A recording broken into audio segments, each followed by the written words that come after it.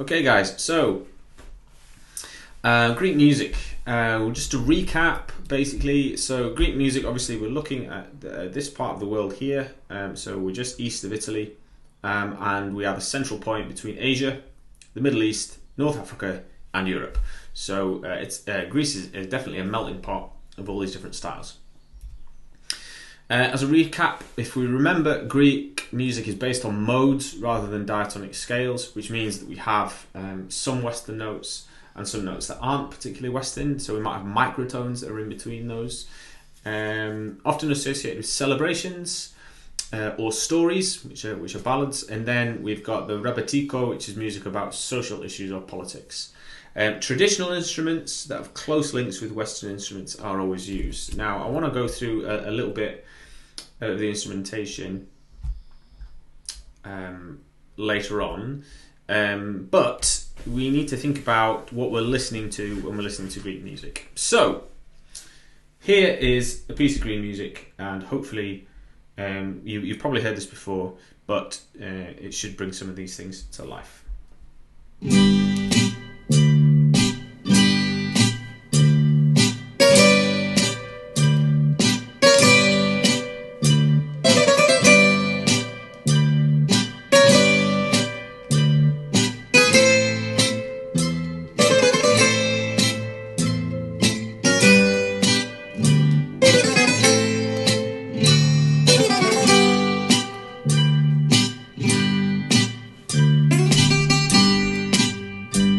Okay, so that's Zorba. It's quite a famous Greek tune. Okay, so what we got is Greek music is typically homophonic in texture, which means that there's sorry, I should have said monophonic. That's a terrible mistake there. Monophonic in texture. I'll change that when we're finished. So the melody is typically from one instrument, and the melody sort of sits alone. There is accompaniment, and that has got like an cha cha cha rhythm in its accompaniment, and that is to mirror the steps that would be typically involved in the dance. There's frequent tempo changes, so we have often quite a slow start, maybe even one that doesn't have a fixed tempo. And then it gradually speeds up. It speeds up, and it can get very, very fast indeed.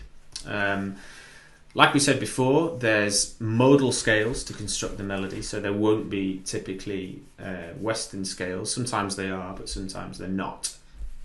And that's to include all the other microtones, etc. If there is melisma, there is melismatic singing, which means that the singer will often sing many notes to one word. There's an example of that later on. And then microtones are used as trills or ornaments to decorate the melody. Okay, so they sort of often move around on the melody to decorate it and make it sound a little bit more flamboyant. Okay, here's another example.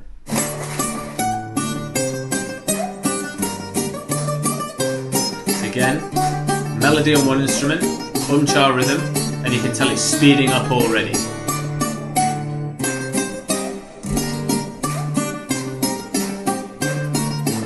Modal in its scale. Να φέρει ζωή καπάκι, να γεμίζει το τασάκι και να βιάζουν κάργα τα μπουκάλια.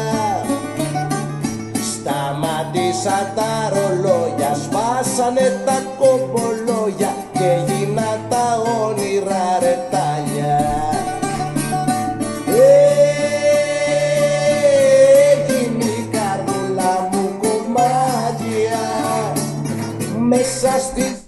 Okay, so again, that's good examples of how the tempo sort of speeds up. We have an umchal rhythm in the accompaniment, modal scales to construct the melody, and you can hear that because it sort of sounds a little bit minor. That's usually how to spot it. Monophonic melody, etc. Okay, now the instrument that's playing the tune in both those examples is the bouzouki. All right, so this is the most common Greek guitar instrument. It's got that sort of metallic twang, and that's what you're hearing when you hear the melody each time. Okay. Now the lyra, the lute, etc., and the uti, they often provide the accompaniment parts, so the strummed accompaniments in the background that sort of sounds like a little bit like a guitar. Okay, but the metallic sort of twangy sound is the bouzouki. Now, what we're going to go on to in the second half is I'm going to show you some videos, and I would like to describe the instrumentation to me. Okay, now one of the instruments that becomes quite prominent is the karamuzas. Okay, or the karamuzza. Karamuzza is one, karamuzas is many. Okay, remember these are the double reed sort of clarinet-y sounding instruments. Okay. The flauera is the flute, remember, but the karamuzza is sort of like a ducky sounding clarinet, and that sort of crops up quite frequently. So there are 3 extracts that I want you to have a listen to, just to get an idea of some Greek music in different settings.